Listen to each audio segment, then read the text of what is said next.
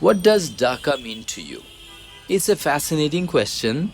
To understand a city like Dhaka, a very congested, crowded, polluted city that has been typically included in the least livable cities in the world, one has to understand the economic processes, how an agrarian society very rapidly morphs into an urban society, and in the process, how various types of forces collide.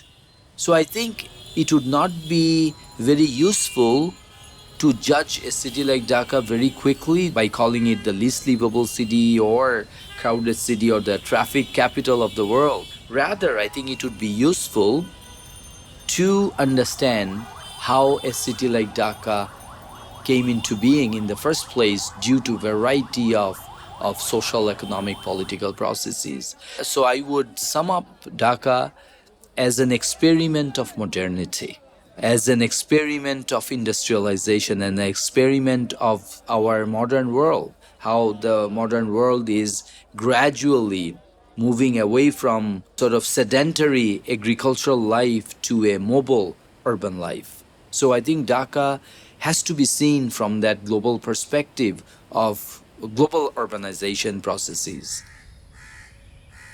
Dhaka's population boom or this massive growth of population in a city like Dhaka, 18 million people, and in the next 10 years it's going to be 25 million people. By 2035, it's going to probably be over 30, 35 million people. That is the pace.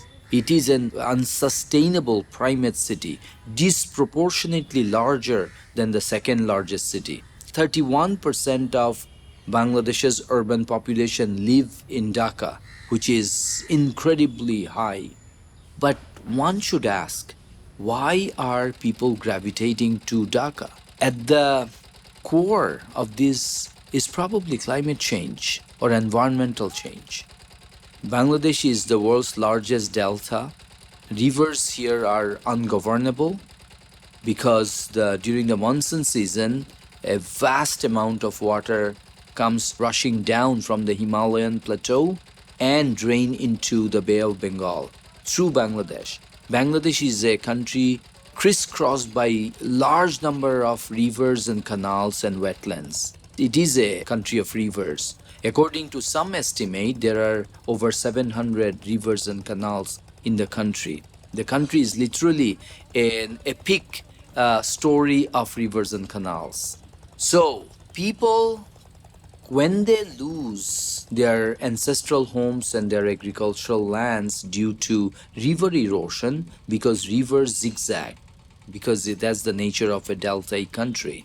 Rivers move a lot, they change course very rapidly and very quickly. So, in the process, people lose their homes and their agricultural fields. So, what do? They come to the city. So, I think to understand this robust population growth in a city like Dhaka, one has to really look at the effect of climate change in the rural hinterland.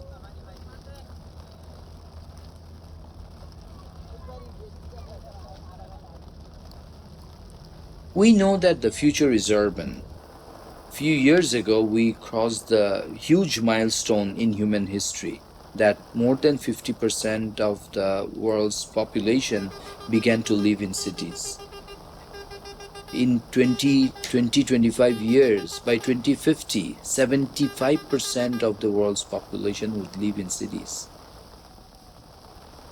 Cities, as of now, constitute only 3% of the world's surface.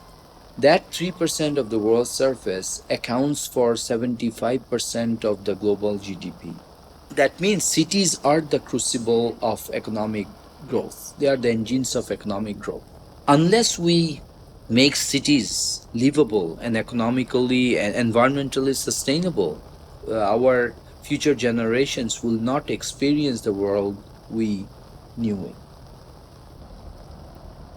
We oftentimes very quickly and prematurely categorize cities: livable, unlivable, good, bad, least livable, all kinds of categories. But I think we also have to understand how cities are the way they are. I think in a case like Dhaka, the city cannot be seen simply as a place where people are coming for economic opportunities or health reasons or healthcare, education purposes, and so on. I think cities are the battlefield of modernity. And what is modernity? Modernity is not just a very safe narrative of economic growth or social progress. Modernity is a conflicted concept in the sense that there are promises and there are perils. There are good things, there are bad things. Charles Dickens beautifully described London. It was the best of time, it was the worst of times. I think cities are reflections of the multifaceted, contradictory narratives of modernity. On the one hand, we see infrastructures, technological growth, but we also see poverty. We also see these extreme opposites, how they coexist in cities. In a way, that's modernity. Cities are the next frontier of progress. The idea of progress as a conflicted narrative.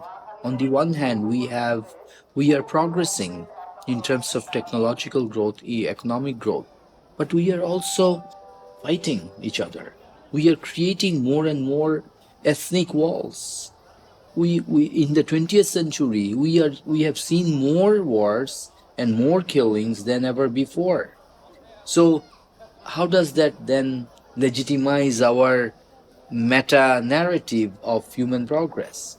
So I think modernity is fundamentally a conflicted narrative, and the cities are best and most poignant representation of that conflicted narrative of modernity. So I think we have to see cities as such, and any policies that we do to address city urban challenges and city problems, we have to see that urbanization is fundamentally a messy process, like nationalism, like democracy, like politics.